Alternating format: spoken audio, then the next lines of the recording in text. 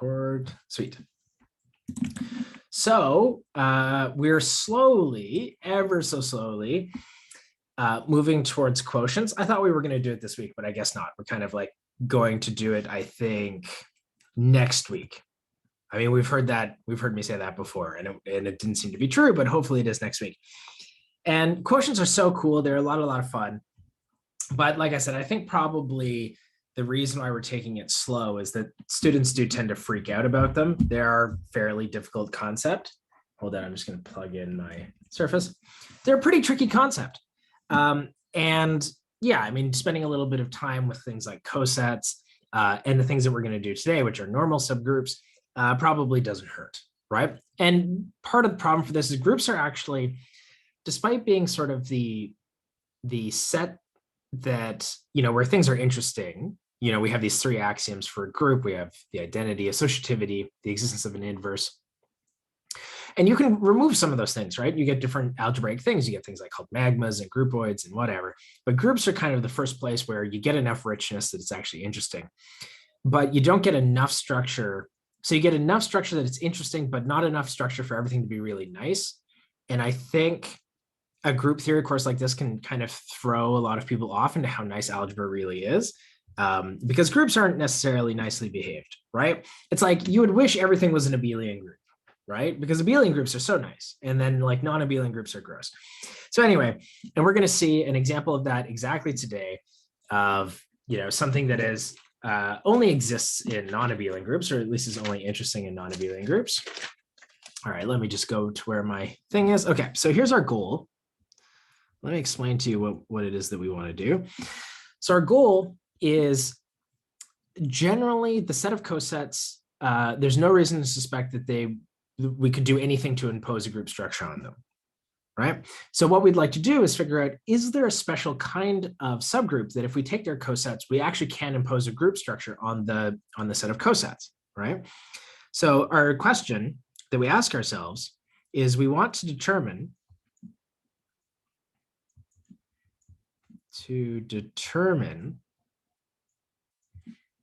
and this is a long-term goal, right? It's going to take at least next week to actually do this.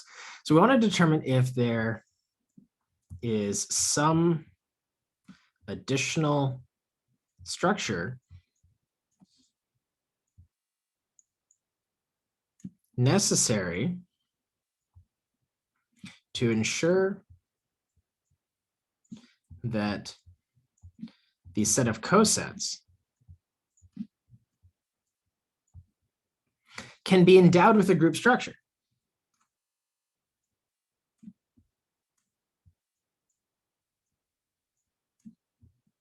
With a group structure. And actually, this is not entirely giving the entire story. You don't just want it to be a group, the collection of cosets, because you imagine you could certainly give, kind of artificially say, oh, look, the set of cosets has like 4 elements in it. We could probably artificially impose a group structure. We actually want the group structure to be in some way compatible with the original group G, right? So if I give you a subgroup H, we look at the cosets of H, we want to endow it with a group structure, and that group structure should in some way be compatible with G. But what does the word compatible means? It basically means that there's a surjective homomorphism from the original group onto the collection of cosets. We'll talk about that a little bit in more detail later, right? To ensure that the set of cosets can be endowed with a group structure, and let's just say which is compatible with G. Pen, why aren't you working? Just give me a second here, fix my pen. Oh, throwing my battery everywhere.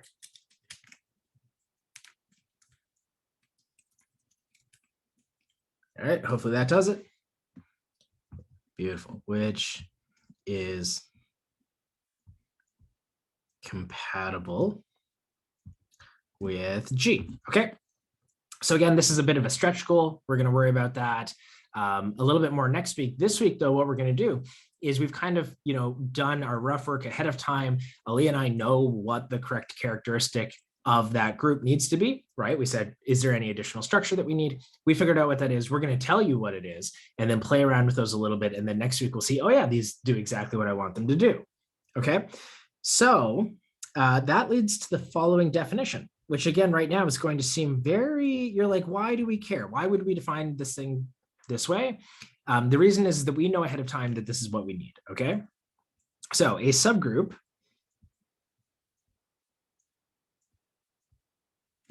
N of G, and we call it N usually, is said to be normal in G if for every little g in G, G and G inverse is equal to N. Okay, and in this case, we give it a special notation. We know that we use that kind of like special, almost less than or equal to sign in order to indicate when something is a subgroup. We use a very similar but slightly different notation to indicate a normal subgroup. Okay, so in this case, we write, okay, basically what we're going to do is we're going to like fill in that triangle like that. Okay, so instead of just writing like a less than or equal to sign to indicate a subgroup, we like make the little triangle on the less than sign, right? So that's how we indicate a normal subgroup. Now, the thing about this condition, which is going to be important, is that basically, if you're a normal subgroup, it guarantees that your left and right cosets perfectly coincide, right? So the special thing about this that we'll need, so the special thing about this is that if N is normal, then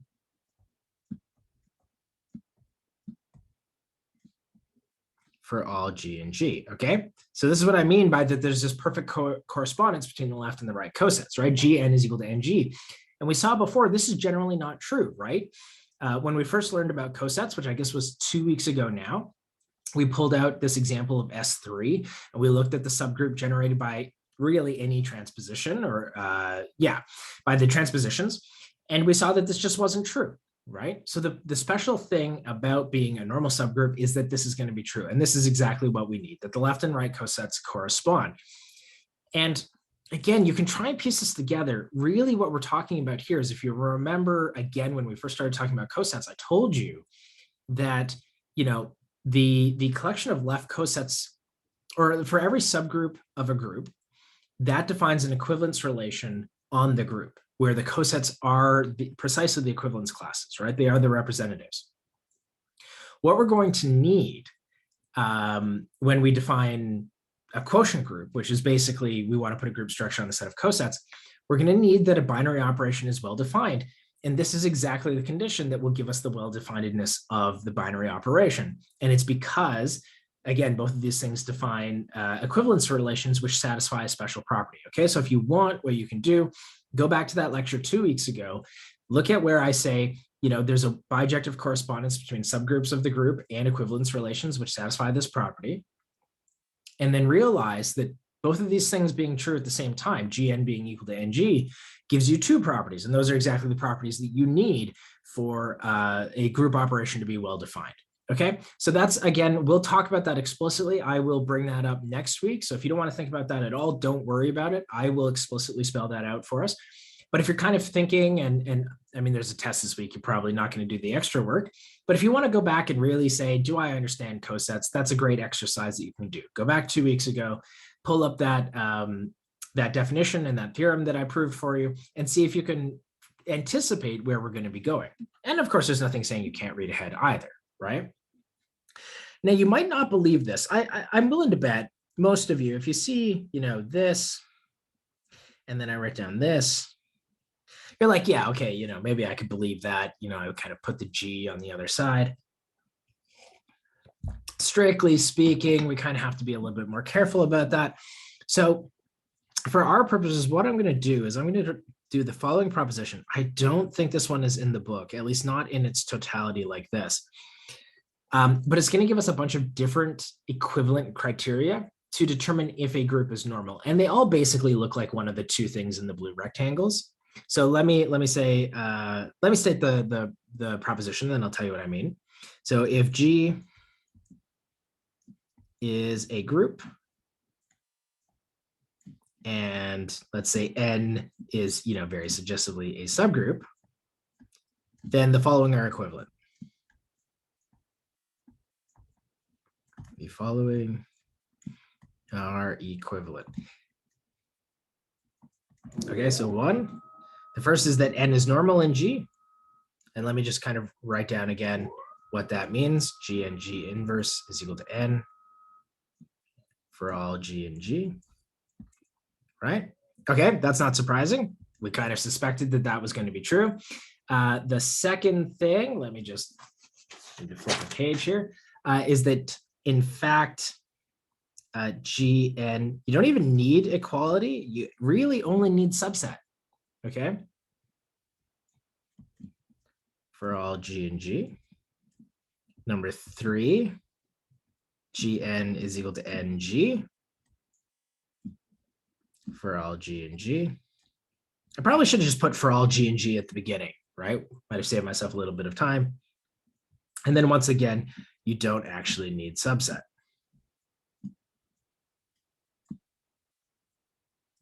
Okay. And again, hopefully, to some extent you believe some of these. You're like, yeah, okay, that makes sense. But yeah, no, actually, we're gonna prove that these are all equivalent. So if you get one of these facts, and again, by one of these facts, I mean that this still has to be true for every element of the group, right? It's not just one element of the group makes this true. It's that this fact is true for every element of the group. And that actually is going to be critical for proving 4 implies 1. But like once we have that, we're going to get all 4 of these equivalent. And that's really, really nice. And the reason for this is that using property 1 is really nice when you already know ahead of time that a subgroup is normal. Like having equality is really, really nice. But of course, you can imagine if you're trying to prove that a subgroup is normal, 2 or 4 are much nicer because you don't have to do a double subset inequality, right? You just need to show that G and G inverse is a subset of N. You don't have to show that they're equal. So it saves you a little bit of time. Right? So that's our goal. And it always helps to have, different ways of looking at things as well. Actually, you know what? Maybe I should give you a little bit of time to try and prove this. Most of the proofs are very, very quick. The only one I think that even requires a little bit of trickiness is 4 implies 1. And it's not too bad. Like basically you'll do it the naive way and you'll realize, oh, I need to make a slight fix. So why don't I give you 3 or 4 minutes to try and do this one ahead of me. And then I'll come back and I'll do it and we'll take it on from there. Okay, so let's spend a couple of minutes and just see if we can do that. Okay, we'll come back in like 4 or 5 minutes here.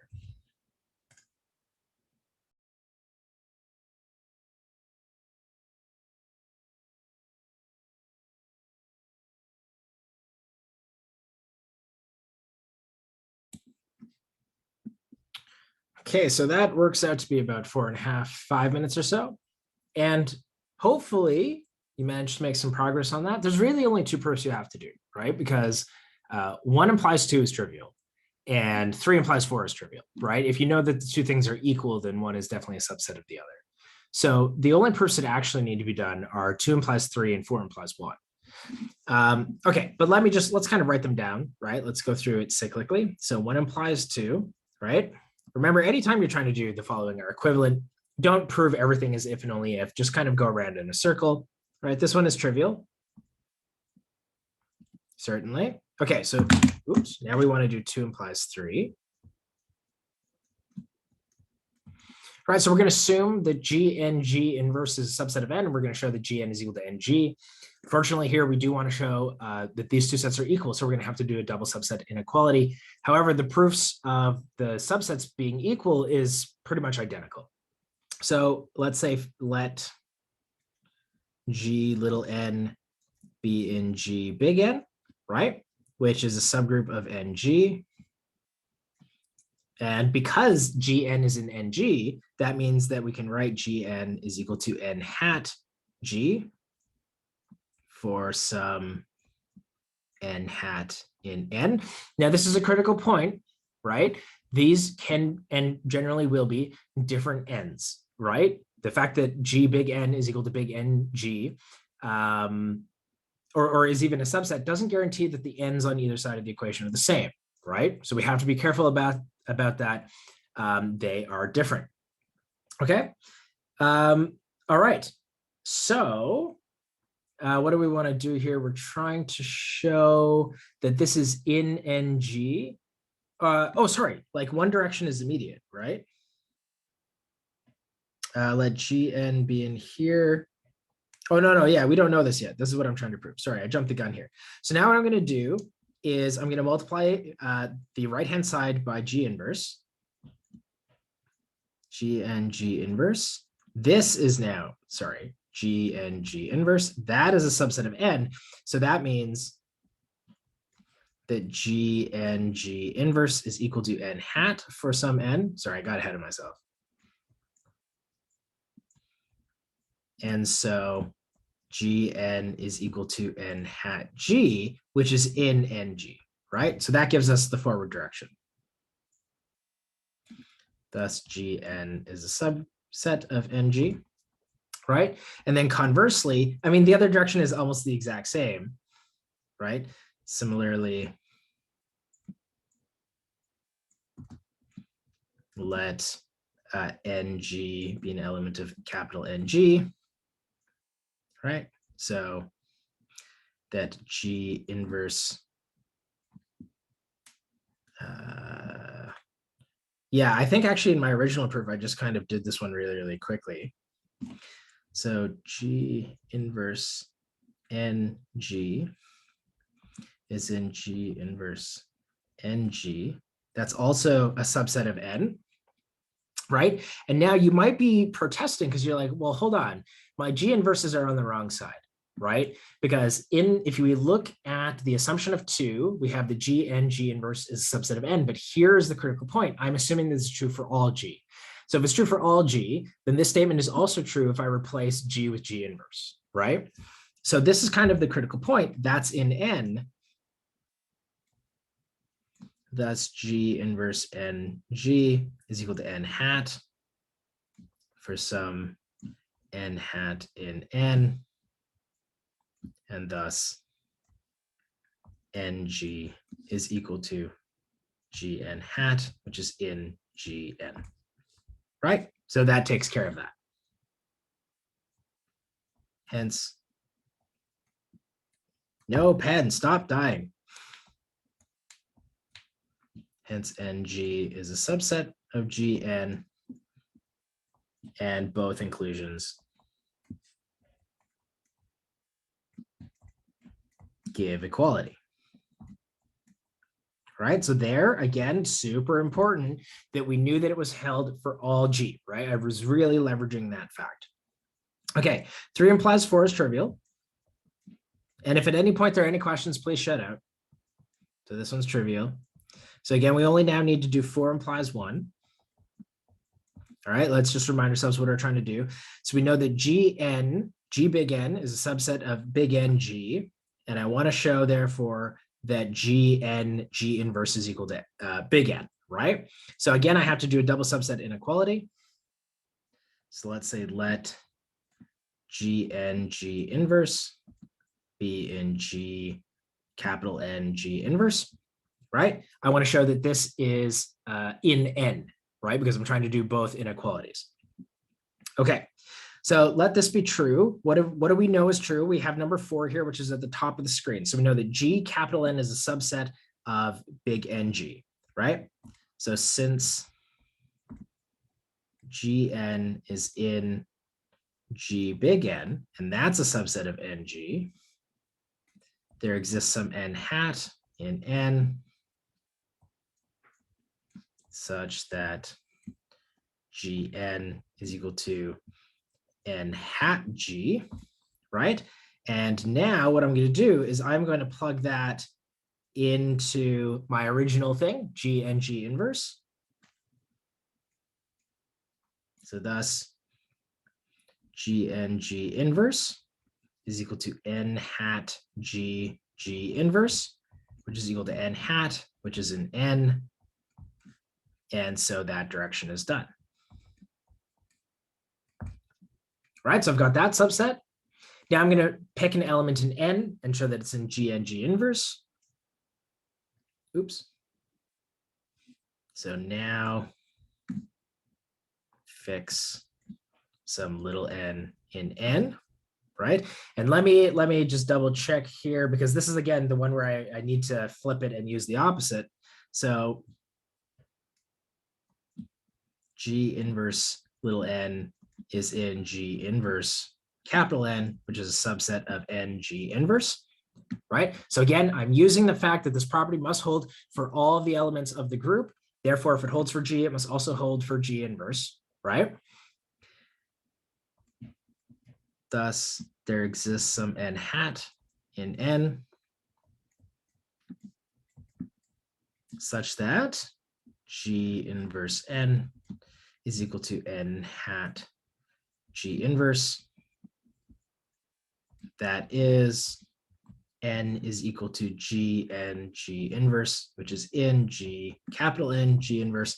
And so N is a subset of G and G inverse, right? Both inclusions give us equality.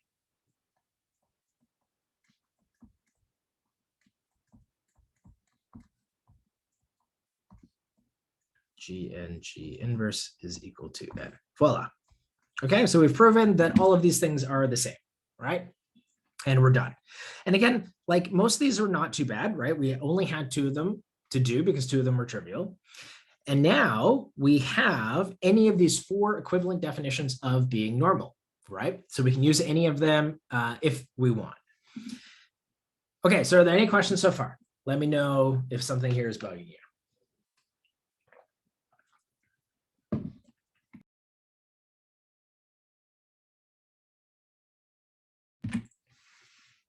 Seems okay? Nothing too crazy? Now, you're usually, unfortunately, there aren't too many things you can do to just kind of look at a group and determine if it's normal. There are a couple of little tricks you can do, and I will try and give you those tricks as we go. But as a general rule, you just kind of have to like grind it out, right? There are not a great, hopefully you develop an intuition for what sorts of things might end up being normal. But generally it is pretty tricky. So let's do an example. Let's see if we can play around and figure out what sorts of things might be normal. So let's say example. So I'm going to remind you exactly what the subgroups of S3 are. So the subgroups of S3 are the subgroups generated by the transpositions,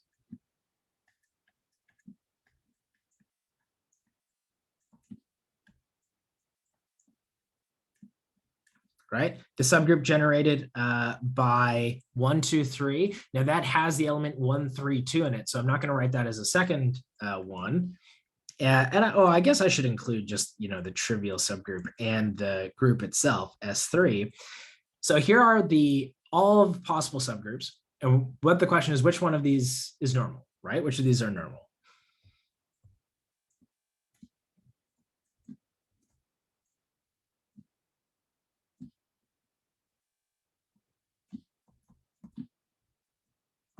Okay, and now just to save us a little bit of time, note that the trivial subgroup is definitely normal, right? Because G times the trivial subgroup times G inverse, well, you'll just get G times G inverse, which gives you back the identity, and that's going to always be true.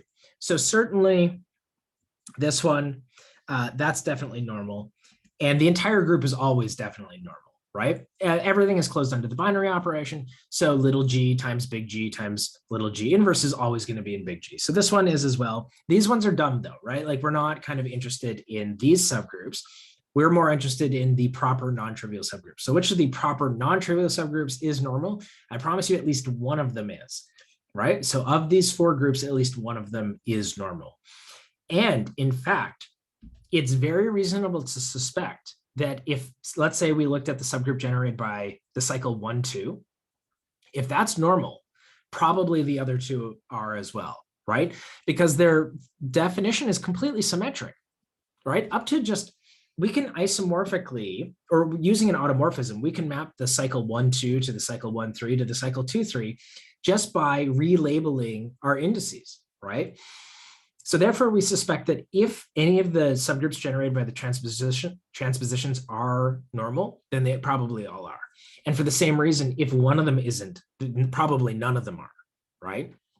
So that gives you a big hint that you kind of only need to really check it, or at least only convince yourself of one of those three, right? So again, let me give you, let's say 4 minutes to try and sort this out. Remember, there's only 6 elements in the group, and I've almost written them all down. The only one that I haven't written down is the cycle 132, because it's in the subgroup generated by 123. And yeah, see where you can go with that. Proving something is not a subgroup is obviously very easy, because you just show that G and G inverse is not equal to N. Proving that it is a subgroup is a little bit more work, right? So there's some stuff to do there. But yeah, let me give you like 4 or 5 minutes here, and let's see how much of that you can manage to grind out.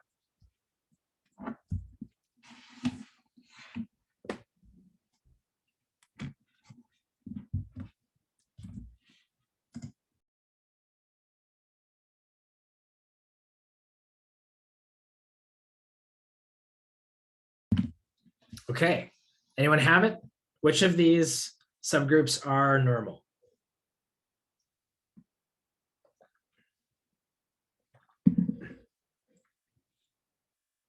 Even if you had to guess.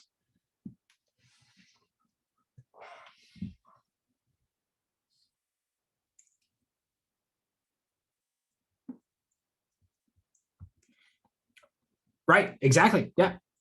And that's the only one, right? So the transpositions all fail to be normal. The subgroups generated by the transpositions, that's going to be annoying. Hold on.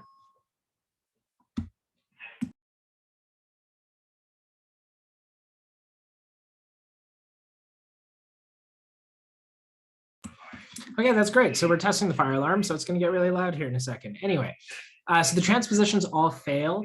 And Tima, as you point out, that's the only one, the subgroup generated by 123 is normal. The transpositions fail because basically if you check anything, they all break down. If my fire alarm starts going here, I'm just going to start writing, and I'll come back on once it goes off, but it'll only last like 20 or 30 seconds here. Okay, so we can just check. So we could do something like, here, I did a couple of them ahead of time. So I claim only 1, 2, 3 is normal in S3, right? So let's look at 1, 2. And if we do something like, what did I do? So I did 2, 3, 1, 2, 2, 3. Okay, so this either has to be the identity element or it has to be 1, 2. And if you work it out, you get 1, 3, right? Which is not in 1, 2. Okay, so that says this is not normal, right? And then same thing, if you do any of the transpositions, they're all very similar. So here for this one, I did what? 1, 2. You really could have, again, any of them. If you choose anything that's not in the subgroup, it breaks down. Which one is this? This one is 1. This is 2, 3. There it is.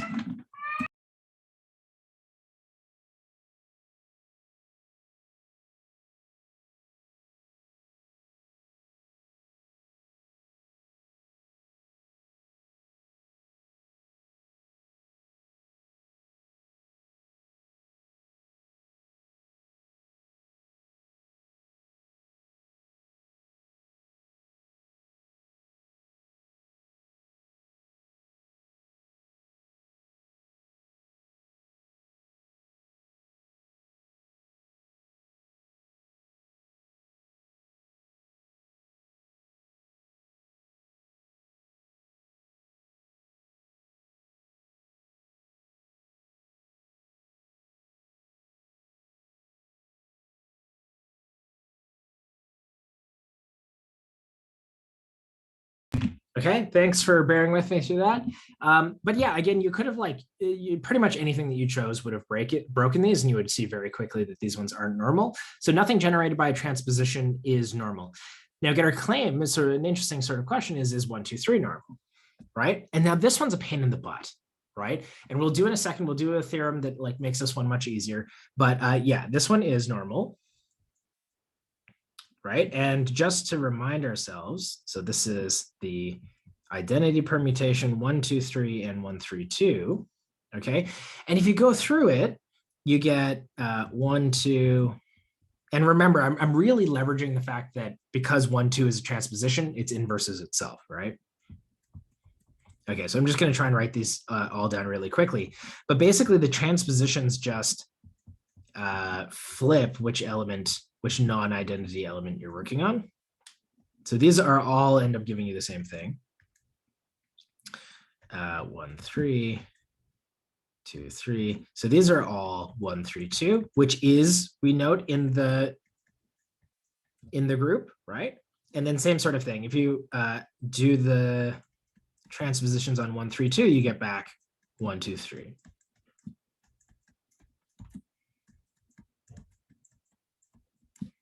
All right, so I'm just gonna write those out really, really quickly. But I mean, I think those are probably the thing that stood in your way in terms of getting it done, just because there's a lot of computations you have to do here, where you're like, oh, one maps to blah, maps to blah. Right, that's the problem with discrete group theory. It actually can be just very time intensive. But look, it worked out, right? That's every single, I mean, we don't need to check the identity element. That will certainly work. But there you go now, right? And we certainly also don't need to check elements that are in the group itself. So we only have to check the elements which aren't in the group, in the subgroup. And yeah, it works out, right? We get every single time we end up back in the subgroup. So 1, 2, 3 is normal. And also, does anyone remember, what do we call this group? It has a different name, right? What do we call that?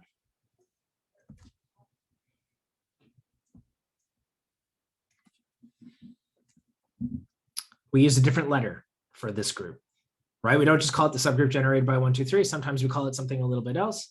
What's the other thing that we call it? Does anyone remember?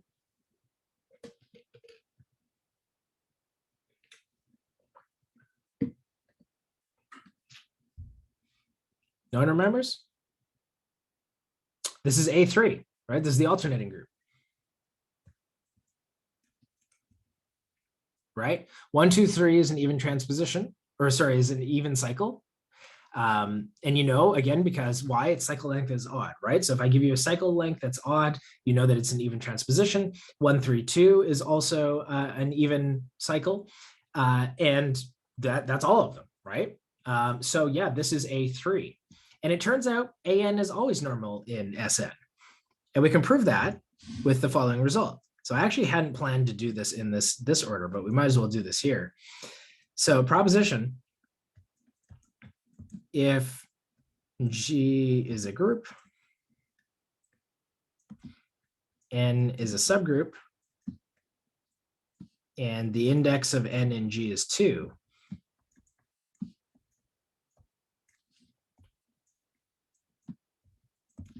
then N is normal, right? The proof for this is quite nice. It's the sort of thing that's like, there's no cleverness involved. You really just brute force it. So remember, the index of N and G is the number of cosets, right? So what we're saying here is that if the group that you have, if the normal subgroup that you have makes it so that there are exactly 2 and only 2 cosets, then your group had to have been normal, right? And yeah, this proof actually generalizes as well. And I'll tell you how it generalizes, even though we don't really have the tools to extend the proof. But the proof basically goes like this. So I'm going to say fix some element, fix some G in G so that H, GH are the 2 cosets. Or sorry, N, we're using N. N and Gn are the 2 cosets. And I'm going to say note as well that therefore N and NG are the right cosets.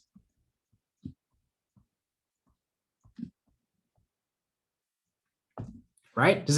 What if a group has too many members? Is this the only way that we can find the normal subgroup? What do you mean by has too many members? And is which the only way? Oh, like if it's really, really big group and you're like, how can I reasonably just run through all of the computations? Right. So what you're going to do is you're going to, first of all, look for things like this theorem, right? This proposition, which gives you a bit of a hint into what it is that you can do. For a lot of the groups that you have, we'll see in a second, first of all, if all abelian groups, every subgroup is normal. So if you're abelian, you don't care.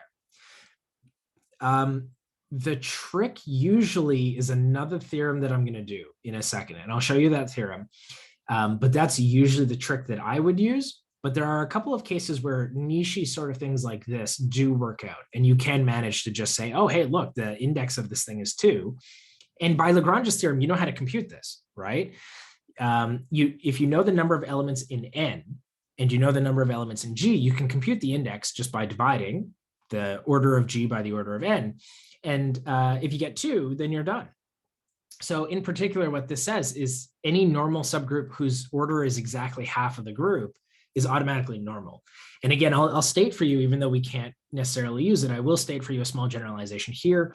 But the main theorem that we're actually going to use is just a little bit down the line. So give me, we might not get to it into the second half of class, but give it to me and then I'll point it out. And I'll be like, this is the theorem that you use, right? In order to really prove that things are normal. Yeah.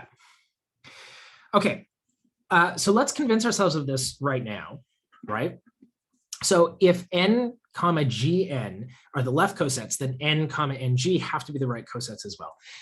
And the reason for this, maybe I should write this down, right? Just as an aside, right? So let's say if not, then that means, so if ng is equal to n, that means the g is in n. Right? That's one of our properties of cosets. So if ng is equal to n, then that means g is in n. And that in turn means that gn is equal to n, right? But we already said above that gn is not the identity coset because we've chosen a group element little g such that n and gn are the distinct cosets, right? So if gn is a coset, then ng also is a non-identity coset. It just has to be the case. And hopefully already you're starting to see something interesting happen here, that like we're basically being pigeonholed in some sense, right? Because we've only got these 2 cosets. Because if I had more cosets, I wouldn't be able to make this argument that I've put as an aside here, right? The fact that ng is not the identity coset just means it could have been some other coset, right? But the fact that there are only 2 cosets really kind of is what is going to force this argument, right? So hopefully we kind of see already what's going on. So we want to show, and basically, yeah, I'm just going to repeat this argument. So we want to show that for all g in g, gng inverse is a subset of n, right? I don't want to show equals just because it's more work, but it's enough to prove this because we said that it's equivalent. So it's enough to show this. And we're going to break this into cases. So case 1, or here, let me say fix g and g, therefore, right? So case 1, if g is an n, then we're done. All right, there's nothing to prove. Since g and g inverse is equal to n, in that case, we actually get equals, right? Because if g is in the group, g and g inverse is just also in the group, right? So there's nothing to do. So the more interesting case is what happens if g is not in n, right? But because we know by Lagrange's theorem that the cosets partition are set, oh, I shouldn't have used g. Sorry, g is a stupid, because I've already used g, right? Maybe let me just put hats on everything. Hopefully that doesn't screw up anyone's notes because we don't have to erase. Sorry about that. Let me just put hats on everything there. Okay. So case 2, suppose g hat is not in n. That means that it must be in gn.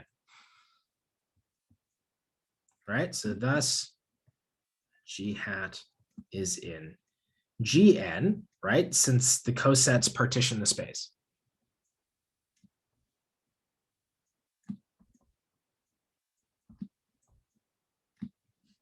partition G, right? But by the same argument, that then says that, how do I want to say this? Let me just double check what because there's a couple ways we could go about this, but yeah. So in particular, that means that it's also in NG, right? Thus, G hat is in GN. And in particular, and also, let's say, and also in NG, right? Because again, if it's not in this one, right, maybe let me use a different color here. If it's not in this one, then because there's only two of them, it's got to be in the other one, right? So yeah, we're forced to therefore be in the other one. And this gives it to me. Yeah, since then,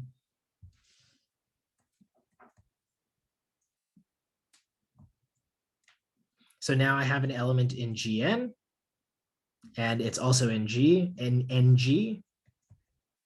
So thus GN is a subset of NG, right? So that's basically it.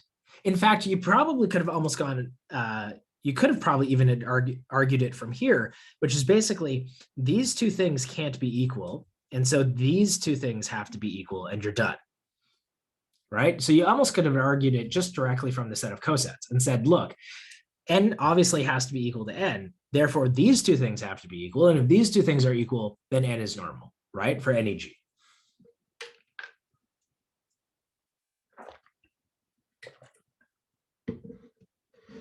Okay.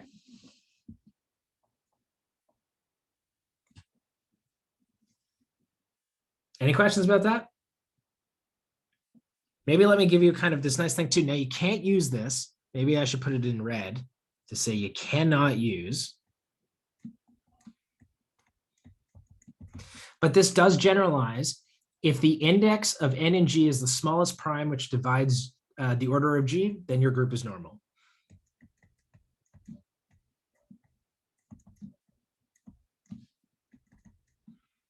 Is the smallest prime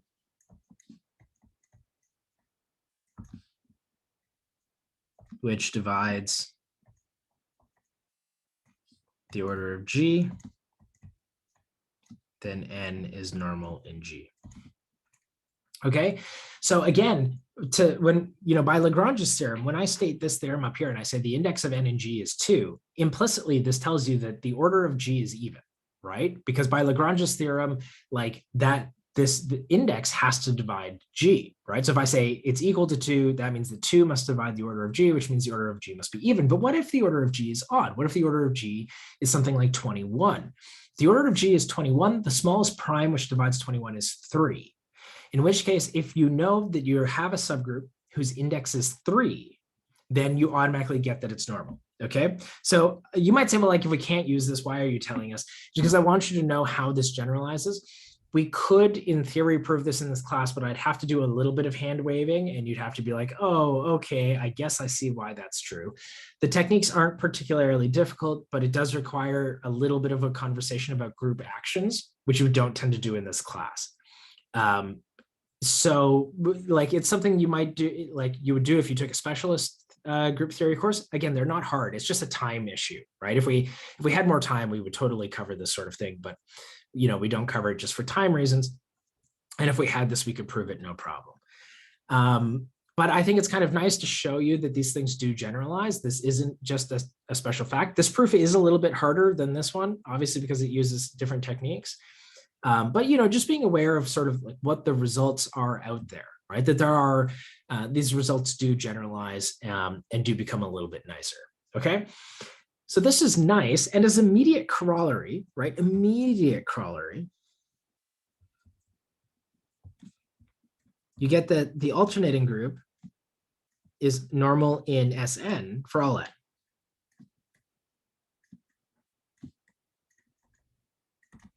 Right? Because when we defined the alternating group, we noted that the alternating group always had exactly half as many elements of Sn, right? Exactly half of the elements of Sn are even, or have even parity. Therefore, the index of Sn over An, here, let me just prove this for you if you don't see it.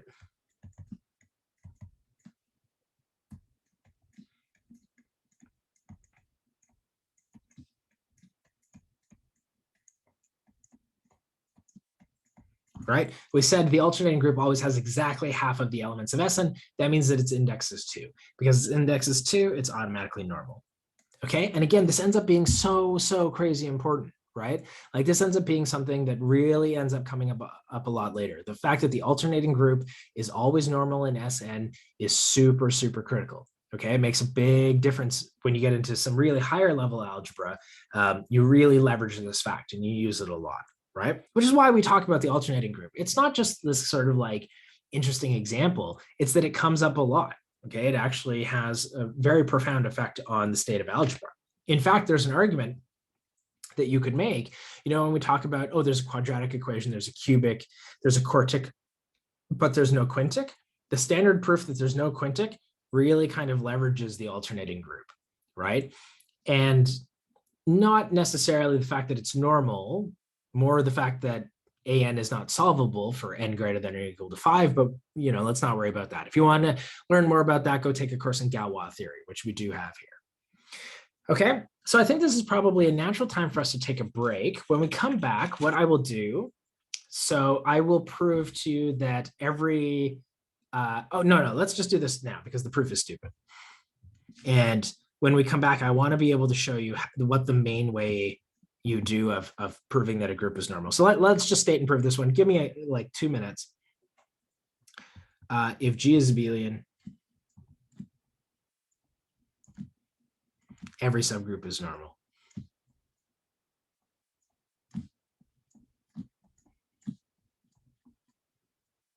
Right? And the proof of that is very quick. So let's say let n be a subgroup of G. And G and G inverse be an element of G and G inverse, but the group commutes, right? Everything, multiplication is commutative. G and G inverse is equal to G inverse n, which is equal to n.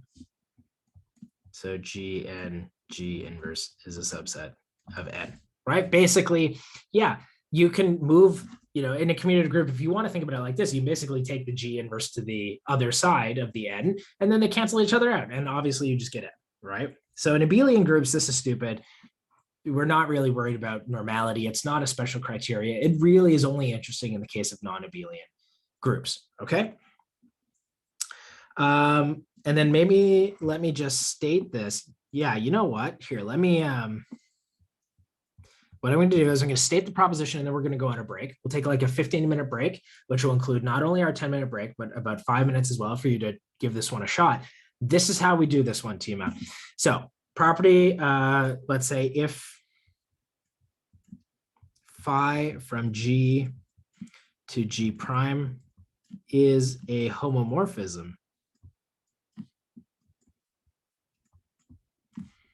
then, okay, so we're going to prove 3 things. 1, the kernel of phi is normal. 2, if K is normal in G, then phi of K is normal in phi of G, okay, in the image.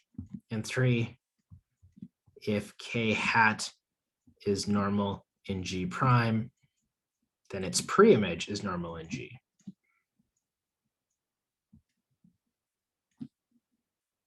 Okay, and the answer to your question, Tima, is this proposition, but most of all, this one.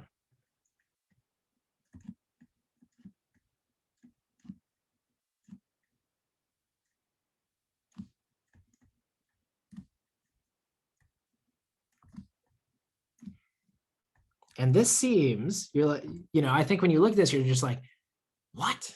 Like, why would you do that? This seems like so much work. No, the reality is, if you think that a group is normal, usually the best way of proving that it is normal is to find a group homomorphism such that that subgroup arises as being precisely the kernel of that homomorphism.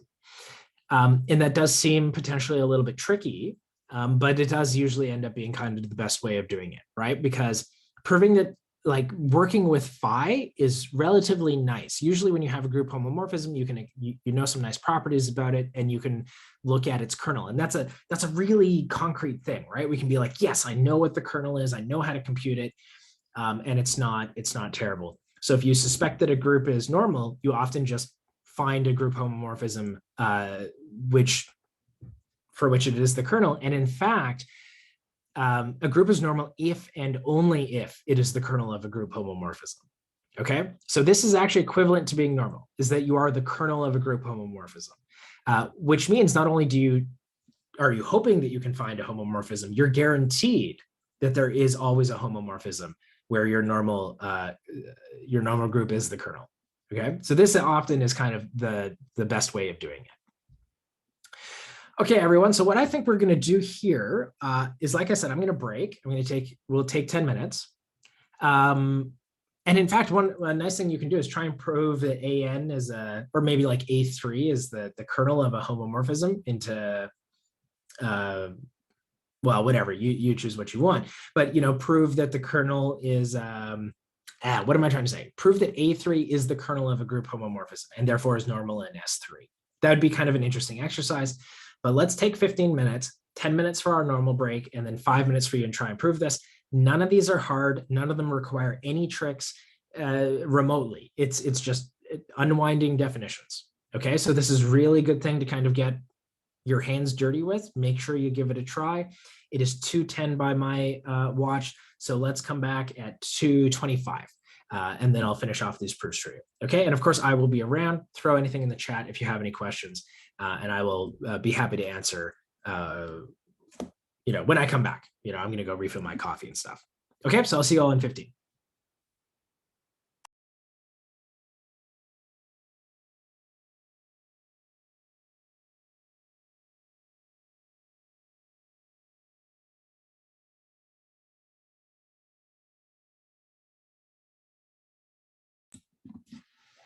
Okay, we're back. It's been 15 minutes. Let's see if we can grind this out.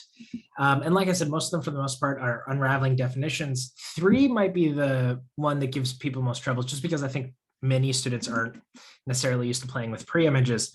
That being said, of course, pre-images are the greatest thing in the world. You definitely always want to work with pre-images, not images. And in fact, you can see this in property number 2 here, right? If K is normal in G, we don't know that phi of K is normal in G prime. We only know that phi of K is normal in its image, right? But you don't have that issue when you're talking about pre-images, right? In property number 3, if you know that K hat is normal in the codomain, then its pre-image is automatically normal. You don't have to worry about any other sort of nonsense. So that's why pre-images are generally better behaved than images. That's just pretty much universally true, even when you talk about like intersections, unions, things like that. Okay, so let's prove these. And again, number 1, so important, right? It's crazy how important number 1 is. So you really want to make sure that you're comfortable with this and you've really internalized it nicely. All right, so we already know it's a subgroup, which means all we have to do is check that it's normal, right? So number 1, and to do that, let's fix some G in G, and let G and G inverse be an element of the kernel, let's let N be in the kernel of phi.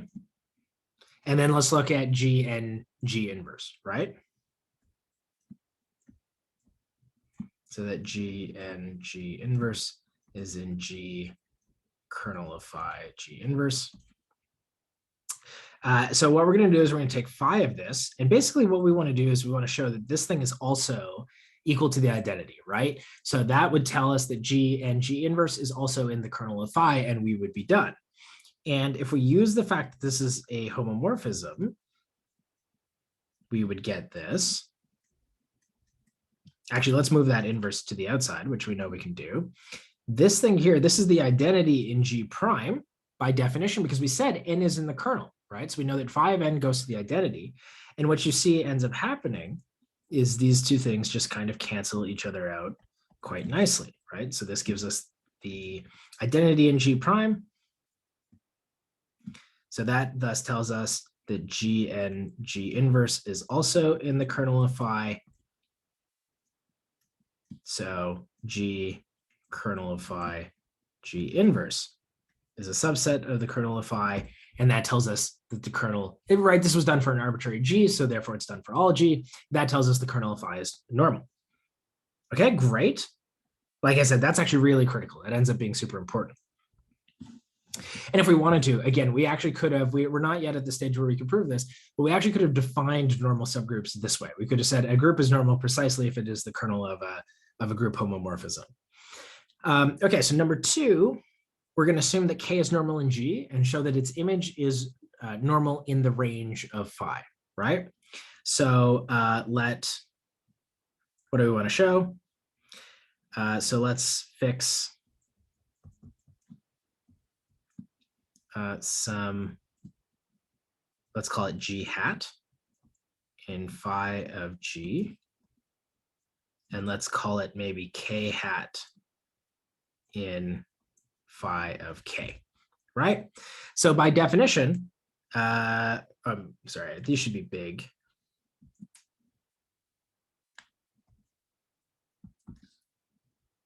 So there exist G in G and K in K such that G hat is phi of little g and K hat is equal to phi of little k. Right? Because that's what it means, right? For G hat to be in the image of G, that means there's something that mapped to it under phi. If K hat is in the image of phi of K, then same sort of thing, right? There's something in K which maps to it. That's the definition. So now what we want to show is that G hat, K hat, G hat inverse is in the image of K, right? So we want to show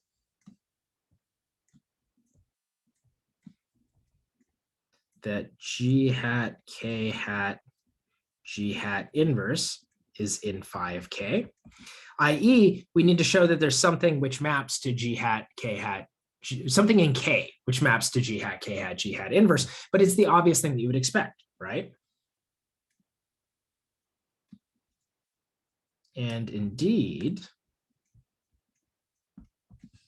we're going to have phi G, or maybe let me say this, and indeed G, K, G inverse is in K, right? Since K is normal, and phi of G, K, G inverse is G hat, K hat, G hat inverse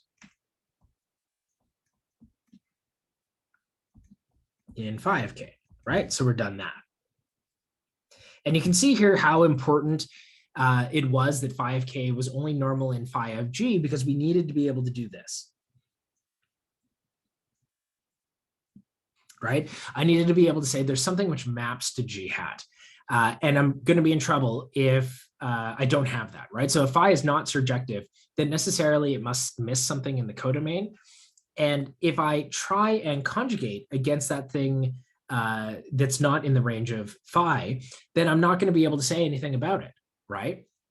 So it's relatively straightforward to construct counterexamples using that. Now, luckily, we don't have that issue at all with preimages, right? Just by virtue of how preimages work. So same sort of thing. What do we want to do this time? Let's go back and double check it. So at the top of the screen here, if we have some normal subgroup of the codomain, we want to show that it pulls back to a normal subgroup in the domain, right? So let's say fix G in G, and let's say K in the preimage of K hat. I just want to make sure, did I write K hat? I did, okay. So fix G in G and K in some preimage of K hat. We want to show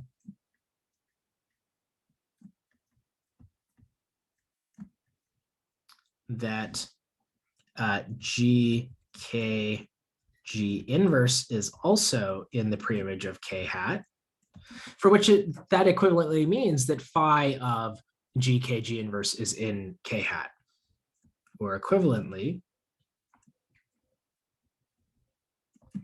that phi of GK G inverse is in K, right? That's what this means. To say that GK G inverse is in the preimage of K is to say that when I take phi of it, I end up in K hat. Sorry, that should be K hat there. Right? These are the exact same statements. It's pretty much the definition of what the preimage means. And of course, if we compute this,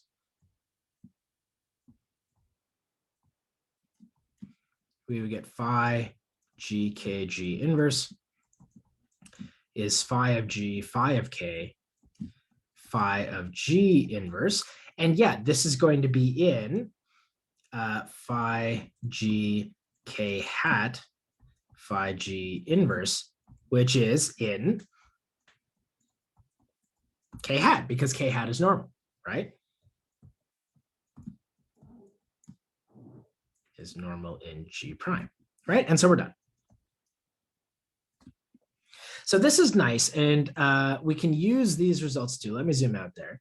So we can use these results in order to help us do things. So I said that, showing that a group is a kernel of a homomorphism is usually how we'll prove that things are normal.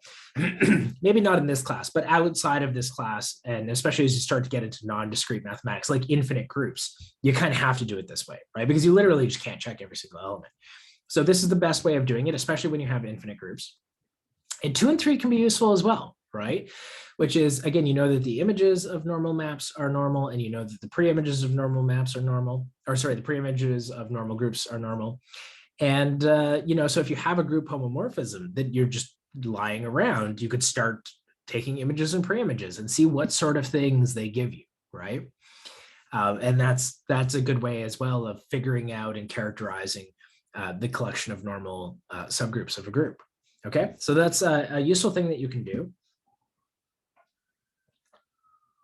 It's one of these sort of typical things that we do in mathematics, which this might be your first, I don't think this is your first exposure to it, but this idea that you can often study a group by studying its maps, right? By studying the homomorphisms.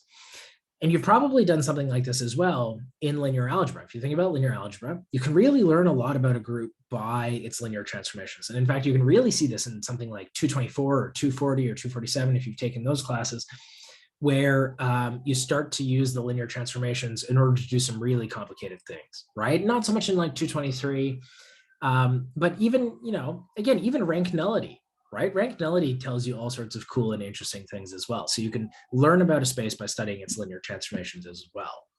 Okay, and this is a really common thing in algebra. In fact, if any of you ever go on and study any algebraic geometry, you'll realize you pretty much only study things in terms of the functions on the space. At least in my experience, there's going to be an algebraic geometer out there that yells at me for that statement, but that's generally been my feeling about algebraic geometry, because the space is just too nasty, right? There's just too much gross stuff in the space, so you have to study it in terms of its functions. Okay, let's see. I want to grind this one out. I can't remember. I don't think this one's proved in the book. I think it's like left as an exercise. This ends up being pretty useful though, and we've proven something very similar to it recently. And it's basically this. So stay in yellow. If G is a group, kind of all propositions start that way, H is normal, and K is just any subgroup, then HK is a subgroup, not necessarily normal.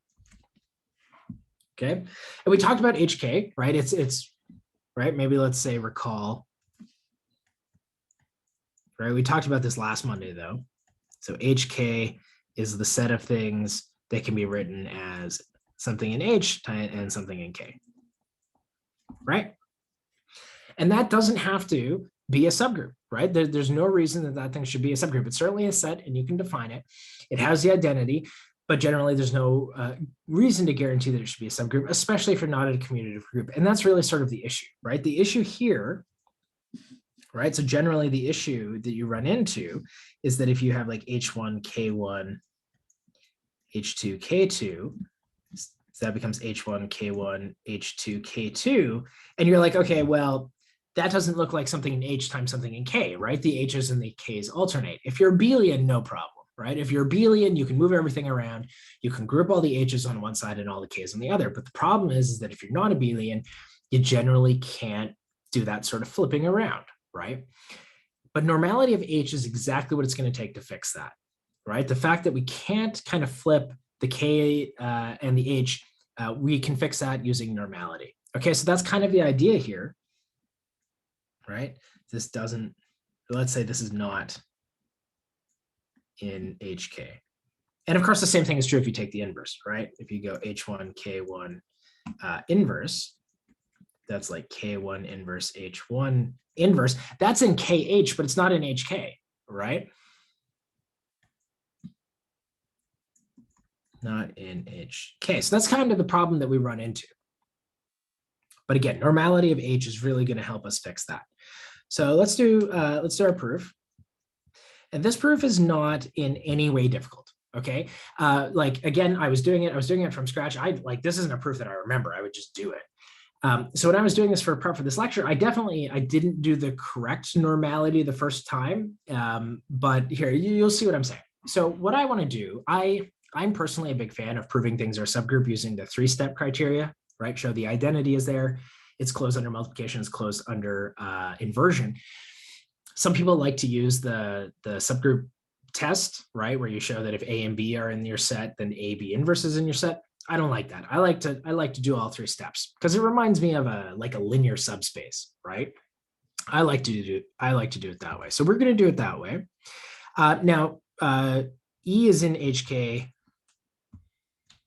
The identity is in here, no problem, trivially, right? Because it's in both H and K.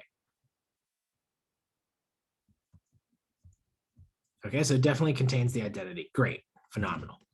So number 2, let's just close under multiplication. So let's say let H1, K1, and H2, K2 be elements of HK.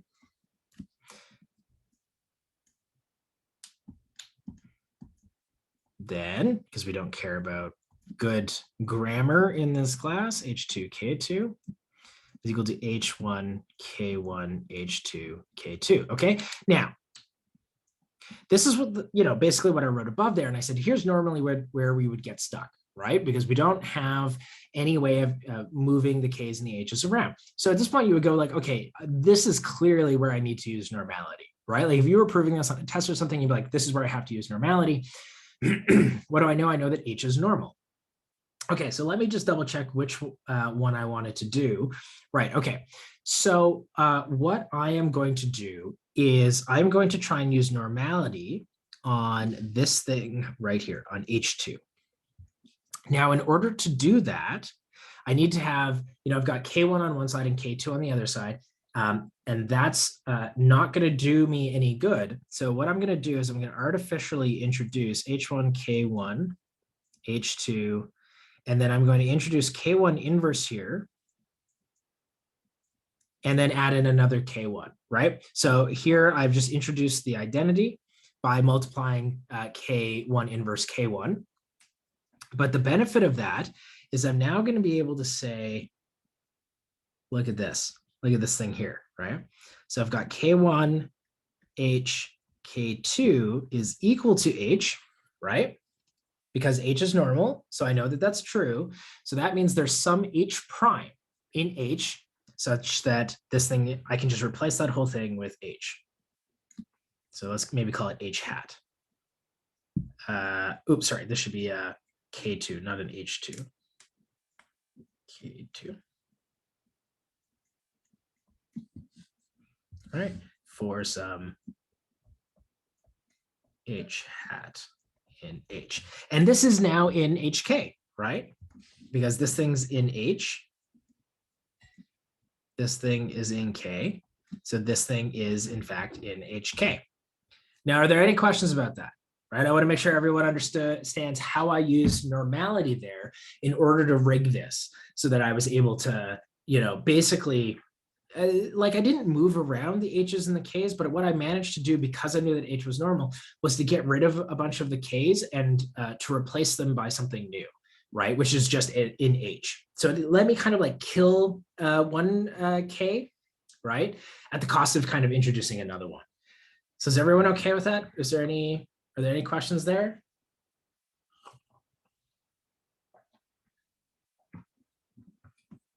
Everyone's okay? Okay. And so, yeah, the first time I did this, I did the wrong one. I was trying to use normality on H1. So I multiplied K1 inverse on both sides. And I was like, oh yeah, this one obviously doesn't work. So it has to be the other one. So whatever, like you try it, you get it the wrong one the first time, and then you go, oh, obviously I have to do it on the other one. I guess we're going to do the same thing here. So now we're going to do inversion. So I'm going to say let H1 K1 be an HK. I want to show that its inverse is also in HK, right? The inverse is, so we're going to take H1 K1 inverse. That's going to give me K1 inverse, H1 inverse. Okay, and again, I'm in my usual problem here where I wouldn't normally be able to do anything. So now I'm going to use normality. So I'm going to do K1 inverse H1, K1, K1 inverse, right? So here I'm just multiplying by the identity element. But once again, now I'm just going to suggestively re-bracket this. I'm going to say, yep, K1 inverse H K1 is equal to H because H is normal. So this is going to allow me to rewrite this as H hat K1 inverse for some H hat in H. And yeah, that thing's in HK, right? Because it's got an H on the left, something in H on the left, and something in K on the right, and that's it, right? So again, I've managed to finagle it using normality in order to be able to make things work out, right? And again, I don't think that this proof is difficult. It should be the sort of thing that you all kind of naturally fell into, because you'd be like, I need to use normality. You might say, oh, well, how would I know to multiply by K1 inverse? Well, you just say, look, I need the same thing to appear on both sides. So I'm going to make it show up, right? I'm going to multiply and divide by it so that it appears, right? And that's kind of the idea there. So I think it's fair to say at this point in your proofing careers, this one shouldn't be too bad. And if you don't get it immediately, that's totally okay, right? If you're proving something like this and you make a couple of mistakes and you have to think about it and it takes you some time, that's all right. But this should be, at this point, a relatively straightforward proof for you, right? For you to come up, not just to read and to understand, but to come up with as well. Just as sort of a litmus test. So you've got an idea of kind of, really where we expect you to be. This one shouldn't have been too bad. Okay. And the reason why this is sort of nice, let me just kind of say the following down here. Let me say like recall, right? Remember last week we did this thing?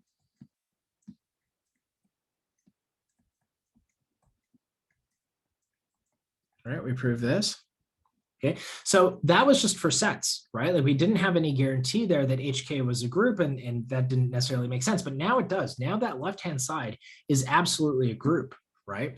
And so there's actually a second proof of this fact when HK is a group that uses something that's called, I always forget which one it is. I'm pretty sure this is the second isomorphism theorem. So we're going to cover it in a week or two. And we'll see another proof of this in this special case where H is actually normal. Right? And that proof is really, really straightforward. It's beautiful. It's much more straightforward than the proof that we did last week. Okay, so this is kind of a nice little thing here. And, talking about HK is good. Keep this formula in mind. This formula is nice and useful when you're proving things about groups. Okay, where are we at time? 2:46.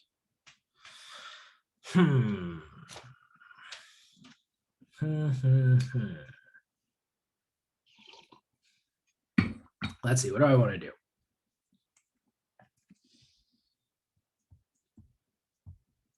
All right, let's prove the following. So let's say if, now maybe let me call this an exercise. Yeah, let me call this an exercise instead of a proposition.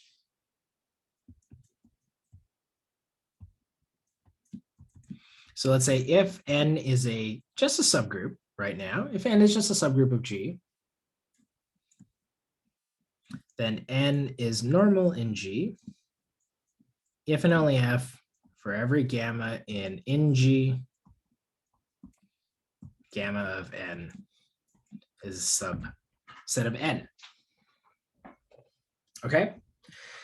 Now I claim if you look at this and you remember what in G is, does everyone remember what in G is? There's a sense in which this should be obvious, right? Like this proof, there's nothing to prove. So everyone remember what in G is?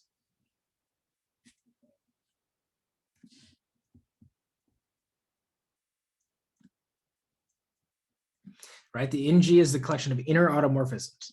So I think the way we normally denoted them was like phi G.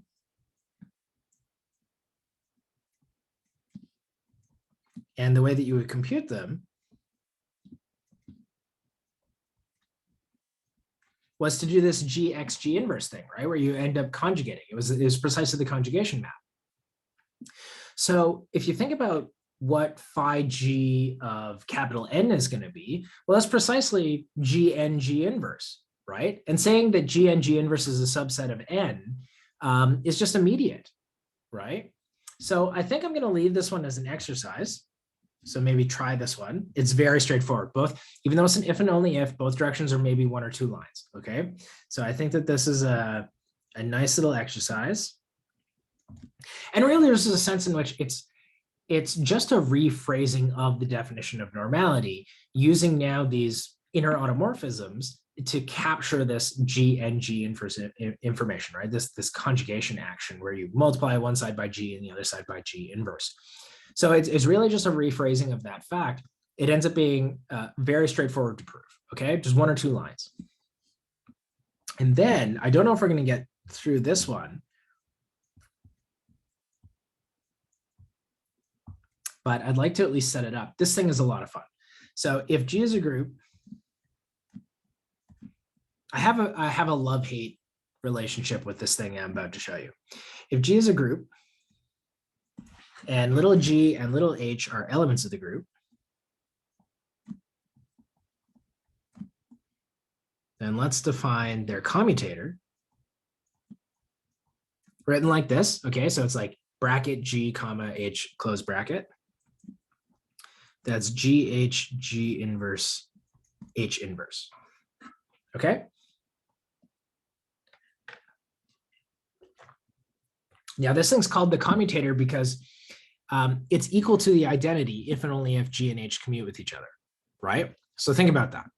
If this thing is equal to the identity, then GH is equal to HG. And if G and H commute with each other, this is equal to the identity, right? So this is equal to the identity if and only if G and H commute. So it's called the commutator. It's very important, shows up in a lot of things.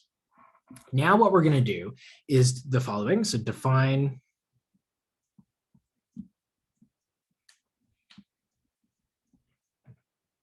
something that we denote like this.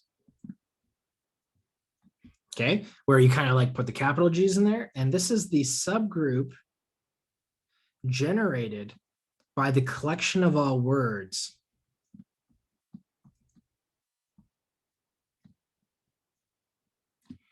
okay, so it is the subgroup generated.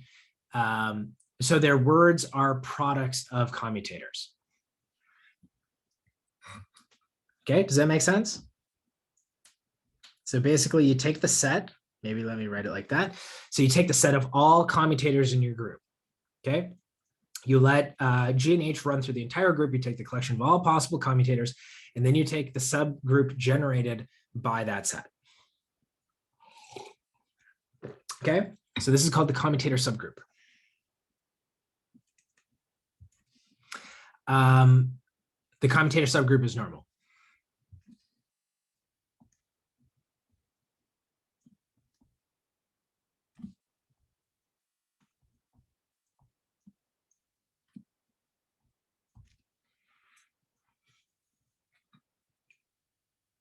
Okay, now this proof is trivial if you can prove a little hint here. So let's say I won't do the whole proof, but I'll give you the critical bit or the whole solution. So note that if phi little g is an inner automorphism, then for any, what do I want to use here? H and K in G, if we act that inner automorphism on HK, then what we're going to get is we're going to get G HK G inverse, right? Right, just by definition of what an inner automorphism is. And we kind of expand this out. So G HK H inverse K inverse G inverse. And then this part's a little bit messy. I'm going to G H G inverse. I'm just going to add and multiply G inverse G a whole bunch of times. Okay, so I'm going to get G K G inverse, G H inverse G inverse, G K inverse G inverse. Yeah, like that, right? And that's equal to phi G H, phi G K, phi G H inverse, phi G. And again, I'm using the properties of a group homomorphism to pull that inverse out, phi G K inverse.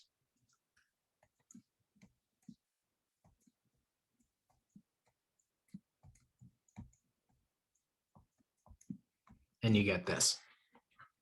Okay, so that's a cool thing, right? So it says that basically if you apply an inner automorphism to the like a single commutator, that's the same thing as taking the commutator of the homomorphism applied to each of the elements itself. This fact is not any more troubling than multiplying G and G inverse in a whole bunch of times and using a little bit of information about a group homomorphism. I claim that now the proof is basically trivial, right? Because,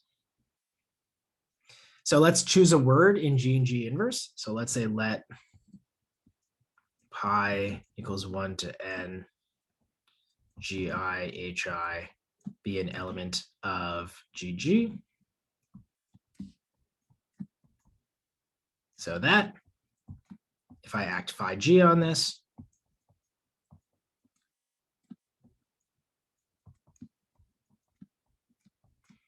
okay, it's a group homomorphism, right? So I can certainly just pull the product out. Everyone's okay with the big pi notation, right? It just means like an infinite, or sorry, a finite product in this case. If you're not, let me know. I'm very happy to kind of like talk about it. But if you're not okay, equals 1 to n.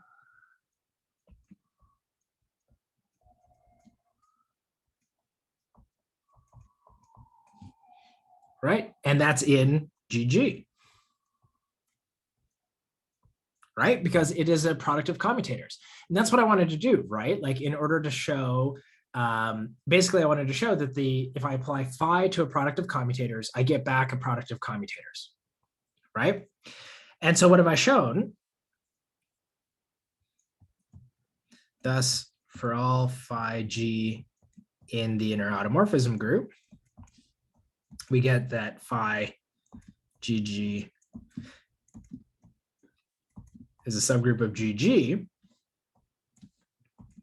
And by the exercise up here, let me just scroll up for a second. By the exercise up here, if I can show that gamma of n is a subset of n for all gamma in the inner G, i.e. if the inner automorphisms basically fix the group, then it's normal, right? And so what have I just shown? Well, I've shown that that's true for this commutator subgroup. So GG is normal in G, like that.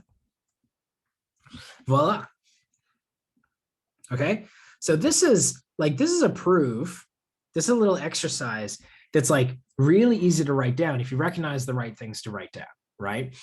But the commutator subgroup is a ton of fun because it turns out later on what we're going to do is, again, we're going to quotient by things, right? And basically what that means is we're going to take the equivalence class, we're going to look at the cosets given by a subgroup, and we're going to put a group structure on that. And we've just proven, and we've said the cosets for which you, or the subgroups for which you can do that are precisely the normal subgroups. We haven't seen that yet, but I'm hinting that that's going to be true, right? right? If you've got a normal subgroup, those would be precisely the ones where the equivalence relation gives you a group structure. So we've just proven that this commutator subgroup is normal, which means that we're going to be able to take its cosets, right? So we'll take the cosets of the commutator subgroup, and we'll be guaranteed that it has a nice compatible group structure. Turns out, doesn't matter what G was, if you take the corresponding group of defined by the equivalence relations using the commutator subgroup as your subgroup, you get back an abelian group, right? There was a lot of stuff to unpack there. But basically, if I use the commutator subgroup in order to define my quotient group, then you're guaranteed to get back something abelian.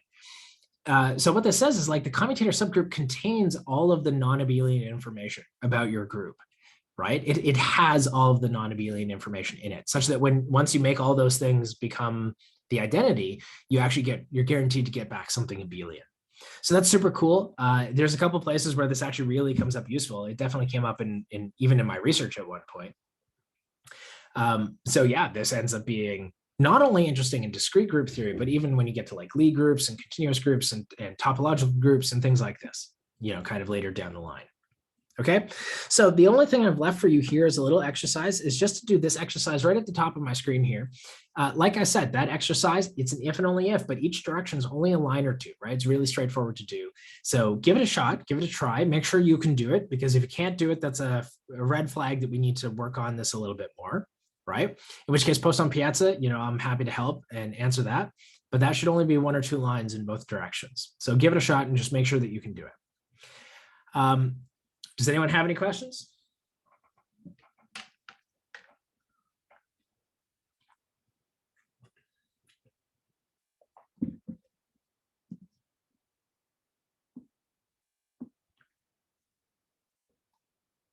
Everybody's happy? No questions? Okay, cool. Well, that's going to take care of the lecture. I will hang around because now is my office hours. So if anyone has other questions, feel free to hang around. Otherwise, that's it for today. Thank you everyone for coming. And I will see many of you and maybe all of you on Thursday. Thank you.